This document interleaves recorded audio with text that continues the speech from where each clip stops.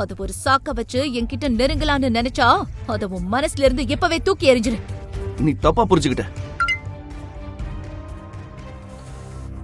நீ பண்ணதுல என் முக்கியமான வேலையை நான் மறந்துட்டேன். இந்த தேவாவை ஏதாச்சும் பண்ணி ஆகணும். அவ இவ்ளோ கேவலமான நான் நினைக்கவே இல்ல.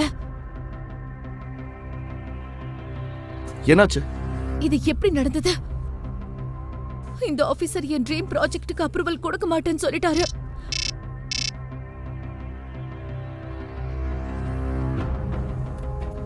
ஹலோ பிரீத்தி, உன்னாலதான் நம்ம குடும்பத்தோட பெரிய பெரிய ப்ராஜெக்ட்ஸ் எல்லாம் கைவிட்டு போகுது. இனிமே நம்ம ஃபேமிலி பிசினஸ நம்ம கம்பெனி பாத்துக்கோ. இன்னில இருந்து நம்ம கம்பெனி பக்கமே நீ போகாத. பிரீத்தி, என்கிட்ட சொல்லு, யார் ஃபோன் பண்ணது? பிரீத்தி, வாட்ஸ் ஹேப்பனிங்?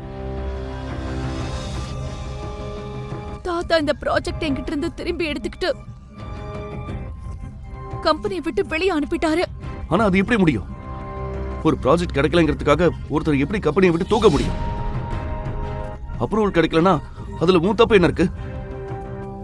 தாத்தா கிட்ட போய் பேசலாம். ப்ளீஸ் வா. முழு வீடியோவை பாக்கெட் FM தமிழ் யூடியூப் சேனலில் கண்டு மகிழுங்கள்.